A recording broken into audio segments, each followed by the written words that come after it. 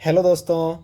तो आज हम लोग बात करेंगे स्टील स्ट्रक्चर के बारे में। क्या आप जानते हैं कि बुर्ज खलीफा, ये जो बुर्ज खलीफा हो गया, Eiffel Tower and Golden Gate Bridge एक ही चीज़ की वजह से इतने मजबूत हैं। हाँ, वो है स्टील। क्या है? वो है स्टील। पर स्टील आखिर है क्या, और ये इतना इम्पोर्टेंस क्यों है? तो हम लोग समझेंगे। अगर आज स्टील नहीं होता तो ना ये स्काई स्क्रैपर्स होते, ना ही मजबूत ब्रिजेस होते।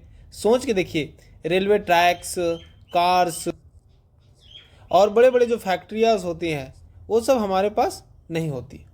आज के वीडियो में हम स्टील को डिटेल में समझेंगे कि ये बनता कैसे है, इसकी प्रॉपर्टी क्या है और कंस्ट्रक्शन में इसका यूज़ क्या होता है। सोच के देखिए, अगर दुनिया में स्टील नहीं होता तो ये जो स्काई स्क्रैपर्स देख रहे हैं आप, ये जो ब्रिजेस देख रहे हैं आप, और इवन रेलवे ट्रैक भी एग्जिस्ट नहीं करते। स्टील हर कंस्ट्रक्शन प्रोजेक्ट की बैकबोन है। पर स्टील होता क्या है, ये बनता कैसे है और इसकी कंस्ट्रक्शन में क्या ज़्यादा यूज़ होता है और इसको ही क्यों यूज़ करते हैं, हम लोग समझेंगे। आज के वीडियो में हम यही समझने वाले हैं कि स्टील का डिफिनेशन क्या है, कंपोजिशन, प्रॉपर्टी और उसके रियल लाइफ एप्लीकेशन। अगर आप एक सिविल इंजीनियरिंग स्टूडेंट हैं तो ये टॉपिक आपके लिए बहुत ही इंपॉर्टेंट है। तो सबसे पहले हम लोग देखेंगे स्टील स्ट्रक्चर्स में स्टील्स क्या होते हैं। तो जो स्टील्स है हमारा, ये जो स्टील है ये क्या है? एक्चुअली में स्टील जो है एक मेटल है जो आयरन, जिसको हम लोग लोहा बोलते हैं, जो आयरन जिसको हम लोग लोहा भी बोलते हैं, आयरन और कार्बन का एक मिक्सचर होता है। किसका किसका? आयरन प्लस कार्बन का एक मिक्सचर होता है स्टील। स्टील इसका मतलब है कि अगर हम ये लिख सकते हैं, स्टील इज इक्वल्स टू जो है वो क्या है, आयरन प्लस कार्बन है। ठीक है। इसमें कार्बन की जो परसेंटेज होती है, कार्बन की परसेंटेज जो होती है वो 0.2 से 2% होती है। कितना होती है? 2%। अगर हम लोग स्टील क्या है, अगर इसके बारे में अगर एग्जाम्पल से हम लोग अगर समझ सकते हैं तो ये देख सकते हैं कि जो आटा से रोटी बनती है, जैसे कि आटा से रोटी बनती है, वैसे ही आयरन और कार्बन मिलके हम लोग आयरन प्लस कार्बन मिला के क्या बनाते हैं? स्टील बनाते हैं। सेम अगर रियल लाइफ एग्जांपल में देखेंगे, ये जो आप फोटो में देख रहे हैं, ये जो क्या है, ये स्टील है। ये आप देखे होंगे, हर चीज़ बनाने में हम लोग स्टील का यूज़ करते हैं। तो स्टील को समझने के लिए हम लोग देखेंगे, अगर हम लोग रोटी बनाते हैं तो रोटी किससे बनता है? आटा से बनता है। आटा प्लस पानी डालते हैं उसमें और उसको हीट करते हैं तो क्या बनता है? वो रोटी बनता है। उसी तरह अगर रोटी में नमक, मसाला या घी मिला दिया जाए तो टेस्ट चेंज हो जाता है। उसी तरह स्टील में निकेल, क्रोमियम, मैग्नीशियम, वैनेडियम अगर इसको मिक्स किए जाते हैं तो इसकी प्रॉपर्टी को भी इम्प्रूव किया जाता है। स्टील की कुछ इम्पोर्टेंट्स बातें हैं जो हम लोग समझेंगे, जैसे कि स्टील जो है, स्टील की जो खास बात हम लोग जानेंगे, जैसे कि स्टील एक मजबूत, फ्लेक्सिबल बोल सकते हैं इसको, फ्लेक्सिबल, स्ट्रॉन्ग बोल सकते हैं, स्ट्रॉन्ग एंड ड्यूरेबल भी बोल सकते हैं, ड्यूरेबल मटेरियल है। स्टील क्या है? एक flexible, strong and durable material है जिसे कंस्ट्रक्शन और मैकेनिकल इंडस्ट्री में हम लोग एक्सटेंसिवली यूज़ करते हैं। चलिए स्टील के इंपॉर्टेंस, मैकेनिकल प्रॉपर्टी को सिंपल लैंग्वेज में साथ हम लोग समझते हैं। जैसे कि कुछ स्टील के की प्रॉपर्टीज़ हैं हमारे पास। तो सबसे पहले समझते हैं डेंसिटी। तो डेंसिटी क्या होता है उसको समझने के लिए हम लोग क्या करते हैं, सबसे पहले डेंसिटी को हम लोग हिंदी में अगर बात करें तो इसको बोलते हैं घनत्व। घनत्व बोलते हैं। डेंसिटी को क्या बोलते हैं? घनत्व बोलते हैं। तो डेंसिटी किसी मटेरियल की मास और वॉल्यूम का रेशियो है। क्या है ये मास और वॉल्यूम का रेशियो है। तो डेंसिटी क्या है? मास और वॉल्यूम का रेशियो है। Density is equals to, actually में वेट बाय वॉल्यूम होता है, लेकिन अगर हम लोग इसको नॉर्मल देखेंगे तो मास बाय वॉल्यूम भी बोलते हैं, क्योंकि इसमें ग्रेविटी, स्पेसिफिक ग्रेविटी ऑफ ये जुड़ा होता है, तो ये हमारा वेट आ जाता है, आप सभी लोग को मालूम होगा। तो हम लोग जनरली पढ़ रहे हैं कि जो डेंसिटी है स्टील का, जो डेंसिटी अगर हम लोग जानना चाहेंगे तो स्टील का डेंसिटी किसी भी मटेरियल की मास और वॉल्यूम के रेशियो को बोलेंगे। ये स्टील की डेंसिटी कितना होता है, 7850 kg पर मीटर क्यूब होता है, या तो हम लोग इसमें लिख सकते हैं या 7.85 ग्राम पर सेंटीमीटर क्यूब लिख सकते हैं। ठीक है, तो स्टील का वेट बहुत ज़्यादा होता है कंपेयर टू एल्यूमिनियम और प्लास्टिक, जो इसे हाई लोड स्ट्रक्चर्स के लिए परफेक्ट बनाता है। साथ में हम लोग अभी देखते जाएंगे, इसका हम लोगों ने डेंसिटी लिखा, तो डेंसिटी को हम लोग अच्छे से लिख देते हैं। इसमें डेंसिटी क्या होती है इसकी, 7850 kg पर मीटर क्यूब, या तो 7.85 ग्राम पर सेंटीमीटर क्यूब। अगर डेंसिटी का एक एग्जांपल अगर हम लोग देखें तो ये देख सकते हैं कि अगर एक क्यूब ले हम लोग, 1 मीटर क्यूब, इसका मतलब क्या हुआ, 7850 kg पर मीटर क्यूब। 1 मीटर क्यूब का अगर हम लोग 1 क्यूबिक मीटर का अगर कोई भी ब्लॉक ले हम लोग, तो अगर उस स्टील का जो वो होता है, इस स्टील का जो कोई भी ब्लॉक ले हम लोग 1 क्यूबिक मीटर का, तो इस स्टील का जो वेट कितना आएगा, 7850 kg। तो इससे हम लोग क्या समझते हैं कि ब्रिज और कोई भी स्क्रैपर्स में जो स्टील होता है वो हेवी लोड को इजीली झेल सकता है। आप सोचिए, इतना छोटा सा 1 क्यूबिक का जो स्टील का है बॉक्स, एक जो बॉक्स होता है उसका वजन होता है 7850 kg। इसके लिए ये बहुत इंपॉर्टेंट हो जाता है हमारे किसी भी स्ट्रक्चर्स के लिए। ठीक है, इसको हम लोग एज अ नोट के लिए हम लोग ऐसा लिख सकते हैं, 1 क्यूबिक 1 मीटर क्यूब ना, 785 kg। ओके, अब हम लोग जानेंगे modulus of elasticity. Modulus of elasticity क्या है, तो इलास्टिसिटी को हम लोग समझते हैं लचीलापन से भी, लचीलापन को भी हम लोग इलास्टिसिटी ही कहते हैं। तो जो यंग मॉडुलस ये बताता है कि स्टील किसी एक्सटर्नल फोर्स, ये स्टील है, किसी भी एक्सटर्नल फोर्स के लगने पर कितना स्ट्रेच या कंप्रेस हो सकता है। अगर कोई एक स्टील है, इसमें हम लोग एक्सटर्नल फोर्स लगा रहे हैं, बाहर से लगा रहे हैं, तो ये कितना स्ट्रेच हो सकता है, वो ये मॉडुलस ऑफ इलास्टिसिटी बताता है। या तो इसमें जो ये स्टील है, इसमें अगर एक्सटर्नल फोर्स हम अगर अंदर की ओर डाल रहे हैं तो ये कितना कंप्रेस हो सकता है, कितना कंप्रेस हो सकता है।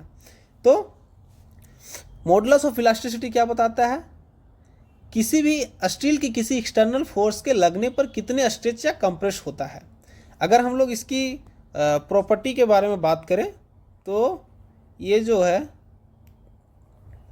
Modulus of elasticity of steel का हम लोग अगर देखें तो वो होता है 200 गीगा पास्कल, या तो हम लोग इसको लिख सकते हैं और 2 × 10⁵ न्यूटन पर mm²। ठीक है, तो स्टील बहुत कम डिफॉर्म होता है जब उस पर फोर्स लगाया जाता है, यानी ये स्टिफ और रिजिड होता है। अगर कोई भी हम लोग स्टील को लेंगे, कोई भी स्टील को लेंगे, तो अगर इसमें हम लोग अगर फोर्स लगाएं तो ये क्या होता है, डिफॉर्म बहुत कम होता है। इसमें जो डिफॉर्मेशन आता है, डिफॉर्मेशन जो आता है वो बहुत कम आता है, जिसके वजह से स्टिफ और रिजिड हो जाता है। इस मटेरियल को हम लोग स्टिफ और रिजिड भी बोल सकते हैं। ये जो क्या है, स्टील जो है वो क्या है, स्टिफ है और रिजिड भी है। जैसे कि बुर्ज खलीफा को हम लोग जानते हैं, बुर्ज खलीफा कितनी ऊंची बिल्डिंग्स है, तो इतनी ऊंची बिल्डिंग्स है, उसकी वजह से ये क्या है, अगर थोड़ा बेंड भी होगा तो ये अपनी वापस पोजीशंस पे आ जाएगा। जितना ये दिखा रहे हैं उतना बेंड एक्चुअली में होगा नहीं, एक्चुअली में माइनर बेंड होगा अगर किसी भी स्ट्रक्चर्स को लेके चलेंगे हम लोग तो ये देख सकते हैं हम लोग स्प्रिंग को ले सकते हैं या सस्पेंशन ब्रिज को ही हम लोग इसमें ले सकते हैं एग्जाम्पल के तौर पर। तो ये जो अर्थक्वेक को झेल ले रहा है, बेंड नहीं हो पा रहा है, बेंड हो रहा है तो फिर वो अपनी वापस अपनी पोजीशन पे आ जा रहा है, ये क्या है, ये मॉडुलस ऑफ इलास्टिसिटी को रिप्रेजेंट करता है।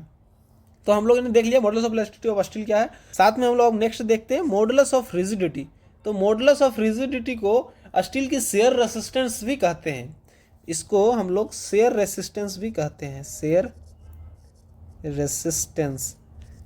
रेसिस्टेंस भी कहते हैं। शेयर जो शेयर मॉडुलस है या शेयर मॉडुलस भी बोलते हैं इसको हम लोग, तो शेयर मॉडुलस है बताता है कि स्टील की, तो ये क्या बताते हैं, जो टेंजेंशियल फोर्स है हमारा वो क्या करता है, ये काटने वाली फोर्स को हम लोग जैसे बोलते हैं, ये कोई भी है, ये लॉन्गिट्यूडनल हो गया, टेंजेंशियल होगा, इसके काटने वाली फोर्सेस ये साइड में अपोजिट डायरेक्शन में जो इसकी टेंजेंशियल फोर्स है जो इसको कट कर सके, तो इस टेंजेंशियल फोर्स के अगेंस्ट कितनी रेसिस्टेंस देता है ये हमको शेयर मॉडुलस बताता है। शेयर मॉडुलस क्या बताता है, ये मेरा एक स्टील का ब्लॉक है, ये स्टील का ब्लॉक है, यहाँ पे अगर लोड डाल रहे हैं हम लोग तो ये अंदर से कितना रेसिस्ट कर रहा है ये हमको बताएगा क्या, शेयर मॉडुलस। तो शेयर मॉडुलस भी कुछ होता है जिसके अगर हम लोग देखें मॉडुलस ऑफ शेयर जो स्टील का जो होता है 80 गीगा पास्कल होता है, क्या होता है 8 × 10⁴ न्यूटन पर mm स्क्वायर, और बहुत जगह पे आप 0.769 जो कि अप्रॉक्सीमेट 8 कर दिया गया है 10⁵ न्यूटन पर mm स्क्वायर।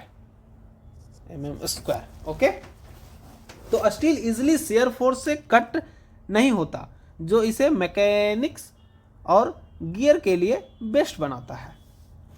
तो ये जो स्टील रहेगा हमारा वो इस फोर्स की वजह से भी जल्दी कट नहीं होगा, इस पे क्रैक नहीं आएगा, कट नहीं कर पाएगा। तो ये मॉडुलस ऑफ रिजिडिटी का इसका प्रॉपर्टी है। अगर रियल लाइफ में अगर हम लोग समझते हैं, जैसे कि कोई भी दरवाज़ा पे हम लोग देखते हैं ये प्लेट लगा रहता है, तो उस पर अगर हम लोग देखते हैं किसी नट बोल्ट से अगर कसा हुआ है तो नट बोल्ट्स गियर बहुत ज़्यादा शेयर फोर्स स्टैंड कर सकते हैं बिना टूटे। देख सकते हैं अगर स्टील का हम लोग इसमें कुछ लगाए हैं तो बहुत ज़्यादा रेसिस्टेंस को ये झेल पाता है बिना टूटे। ठीक है, तो जो सीजर होता है, कैंची होता है, जो कटिंग टूल्स हम लोग यूज़ करते हैं वो रिजिडिटी स्टील यूज़ होता है ताकि ये ईजिली कट ना हो। ठीक है, हम लोग समझ गए मॉडुलस ऑफ रिजिडिटी क्या है। नेक्स्ट हम लोग देखेंगे पॉइजन्स रेशियो, स्टील के शेप चेंज करने की कैपेसिटी। पॉइजन्स रेशियो क्या बोलते हैं, स्टील के शेप को चेंज करने की जो कैपेसिटी होती है, इसको लिख सकते हैं स्टील का शेप चेंज करने की कैपेसिटी।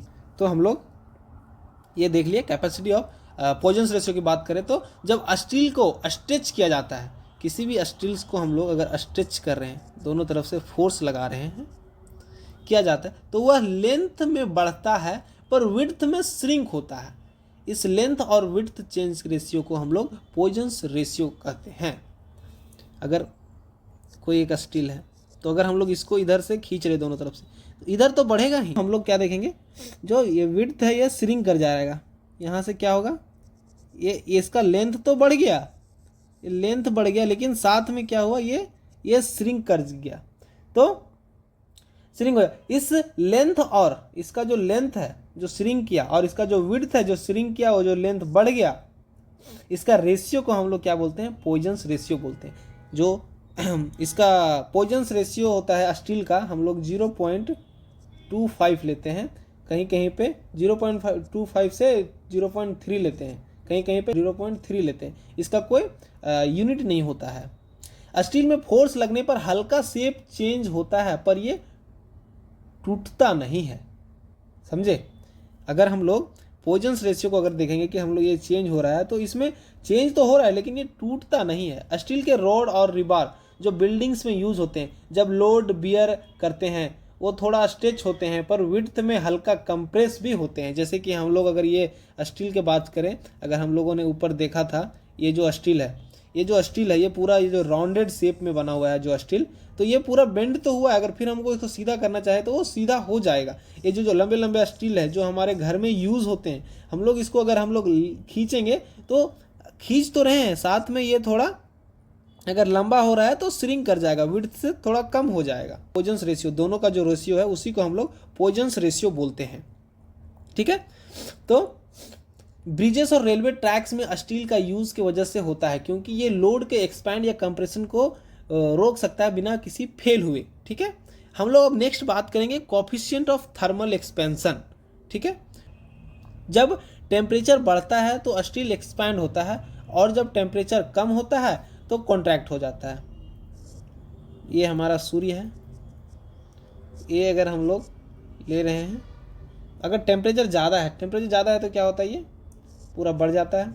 अगर टेम्परेचर कम है, अगर टेम्परेचर बढ़ता है तो स्टील एक्सपैंड हो जाता है, और जब टेम्परेचर कम होता है तो ये कॉन्ट्रैक्ट हो जाता है, वापस अपने शेप पे आ जाता है। स्टील का जो कोफिशिएंट ऑफ थर्मल एक्सपेंशन है तो वो जो है वो क्या है, 12 × 10⁻⁻⁶ पर डिग्री सेल्सियस। यह है, अगर स्टील हर पर 1 डिग्री सेल्सियस टेम्परेचर बढ़ने पर अपनी लेंथ को ये कितना कर लेता है, 12 × 10⁻⁻⁶, मतलब 0.00000012, ये इतना पार्ट ऑफ 1 डिग्री सेल्सियस पर इतना ये पार्ट होता है, ये हम बोल सकते हैं इसके आधार पर। अगर इसका रियल लाइफ एग्जांपल हम लोग देखें, रेलवे ट्रैक, अगर रेलवे ट्रैक हम लोग अगर देख रहे हैं, रेलवे ट्रैक की बात कर रहे हैं तो, और ब्रिज में जो एक्सपेंशन जॉइंट दिए जाते हैं ताकि गर्म होने पर स्टील एक्सपैंड हो सकते हैं। देखते होंगे ब्रिज में, अगर कोई भी ब्रिज बना हुआ है तो बीच बीच में उसमें जॉइंट्स दिया हुआ रहता है, इसके वजह से ही दिया रहता है, थर्मल कोफिशिएंट की वजह से ही दिया रहता है वो। तो जैसे लंबे लंबे ब्रिजों, बुर्ज खलीफा हो गया, में स्टील के बीम एक्सपैंड और कॉन्ट्रैक्ट्स होते हैं, इसलिए कंस्ट्रक्शन में एक्सपेंशन गैप दिए जाते हैं। ठीक है, तो हम लोगों ने ये देख लिया। अब हम लोग देखेंगे वाई स्टील स्ट्रक्चर्स। आज के टाइम पे जो है स्टील बिना कंस्ट्रक्शन इंडस्ट्री अधूरी है। छोटी से छोटी छतरी की बात करें, छोटी से छोटी छतरी से लेकर बड़े बड़े स्क्रैपर्स, बुर्ज खलीफा जैसे बड़ी बड़ी बिल्डिंगे का यूज हर जगह पे इसका किया जाता है। पर आखिर क्यों किया जाता है, क्या खास बात है स्टील स्ट्रक्चर में जो इन्हें इतना पॉपुलर बनाता है? चलो सिंपल लैंग्वेज में समझते हैं रियल लाइफ एग्जाम्पल के साथ। तो सबसे पहले स्टील बहुत स्ट्रांग हो, तो स्टील का स्ट्रेंथ टू वेट रेशियो जो है, स्ट्रेंथ टू वेट रेशियो, अगर स्टील का स्ट्रेंथ टू वेट रेशियो बहुत हाई होता है, मतलब कम वेट होने के बावजूद स्टील बहुत स्ट्रांग होता है। इसी वजह से हाई राइजेस बिल्डिंग जो होती है, जो हाई राइजेस बिल्डिंग्स होती है, ब्रिजेस होते हैं, इंडस्ट्रियल प्लांट्स में इसका यूज़ किया जाता है। जैसे कि बुर्ज खलीफा के बारे में बात करें, दुनिया की सबसे ऊंची बिल्डिंग्स को अगर कंक्रीट से बनाया जाता, अगर सोचिए अगर उसको कंक्रीट से बनाया जाता तो उसका वेट इतना ज़्यादा होता है कि फाउंडेशन संभाल नहीं पाती। स्टील की लाइट वेट और हाई स्ट्रेंथ की वजह से बुर्ज खलीफा आज भी स्ट्रांग खड़ा है। जैसे कि हम आप लोगों को पहले ही बताए कि जो एक क्यूब है, क्यूब का एक छोटा सा 1 मीटर क्यूब का कितना वेट रहता है, 7850 kg का रहता है। वो तो सोच सके कितना वजन वो एक छोटे सा क्यूब ले पाता है, कितना वजन वो झेल सकता है। ठीक है, दूसरा अगर हम लोग बात करें इसमें तो लाइट वेट होता है, लाइट वेट, इसको ट्रांसपोर्ट करना भी बहुत इजी हो जाता है कंक्रीट के कंपैरिजन में। एज कंपेयर टू कंक्रीट जो स्टील्स का है वो लाइट वेट होता है। इस वजह से इसका ट्रांसपोर्ट और इंस्टॉलेशन इजी होता है। कंस्ट्रक्शन साइट पर रेडीमेड स्टील मेंबर लेकर जाए तो सकते हैं और वहाँ इजीली इंस्टॉल कर दिया जा सकता है। ठीक है, अगर जैसे कि हम लोग मेट्रो स्टेशन में देखते हैं, फ्लाईओवर में हम लोग देखते हैं, तो अच्छा से काफ़ी कॉमन होते हैं क्योंकि स्टील। चलिए हम लोग आगे देखते हैं। अगर साथ में ही अगर हमको वाई स्टील हम लोग ही यूज़ कर रहे हैं तो ये क्या करता है, जो स्टील स्ट्रक्चर्स है वो अर्थक्वेक एंड विंड रेजिस्टेंस भी होता है, अर्थक्वेक एंड विंड रेसिस्टेंस भी होता है। ज़मीन और हवा के झटकाओं से सेव करता है ये। तो स्टील बहुत डक्टाइल होता है, मतलब स्ट्रेस के साथ शेप चेंज कर सकता है बिना ब्रेक हुए। ये क्वालिटी अर्थक्वेक और हाई विंड के इम्पैक्ट को ऑब्जर्व करने में मदद करती है। अगर रियल लाइफ एग्जांपल की बात करें तो जापान में अर्थक्वेक बहुत ज़्यादा आते हैं, इस वजह से वहाँ के ज़्यादातर बिल्डिंग स्टील के बने होते हैं। ये बिल्डिंग झटके एब्जॉर्ब कर लेते हैं लेकिन कोलैप्स नहीं होते। तो अगर हम लोग नेक्स्ट बात करेंगे अर्थक्वेक और ये विंड रेसिस्टेंस, तो होता है fast construction and pre fabricated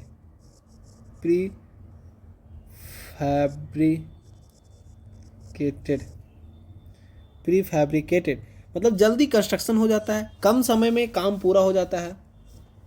steel member को फैक्ट्री में फैब्रिकेटेड करके साइट पे इजीली इंस्टॉल किया जा सकता है।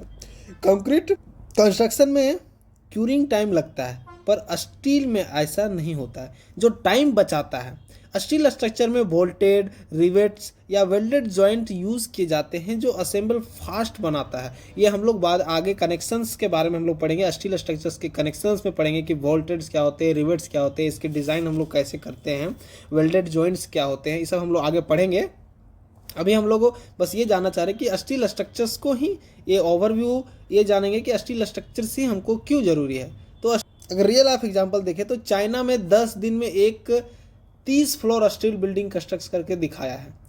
अगर ये कंस्ट्रक्शन कंक्रीट का होता तो महीने लग जाते, लेकिन वो 10 से दिन में 30 फ्लोर, समझ सकते हैं, 30 फ्लोर का बिल्डिंग बना के दिखाया है। ये एक मेन एडवांटेज हम समझ सकते हैं स्टील स्ट्रक्चर्स का। आगे अगर हम लोग देखें तो ये जो स्टील स्ट्रक्चर है ये रिसाइक्लेबल होता है, रिसाइक्लेबिलिटी होती है इसमें। ये इन्वायरमेंट फ्रेंडली भी होता है, मतलब ये ओल्ड स्टील को दोबारा यूज़ किया जा सकता है। स्टील 100% रिसाइक्लेबल होता है, मतलब अगर एक पुरानी स्टील स्ट्रक्चर तोड़ दी जाए तो उसका मटेरियल दोबारा मेल्ट करके नया स्ट्रक्चर में यूज़ किया जा सकता है। अगर रियल लाइफ एग्जाम्पल की बात करते हैं तो रेलवे ट्रैक जो हो गया, इंडियन में पुराने रेलवे ट्रैक्स को मेल्ट करके नए ट्रैक्स बनाए जाते हैं। तो हम लोग इससे बोल सकते हैं रिसाइक्लेबल से ये क्या है, स्क्रैप वैल्यू भी इसका आ जाता है, हमारे पास स्क्रैप वैल्यू भी आता है। हम लोग नेक्स्ट अगर बात करेंगे तो डिज़ाइन फ्लेक्सिबिलिटी होती है, एस्थेटिक लुक्स होता है, जो चाहो बना सकते हो। डिज़ाइन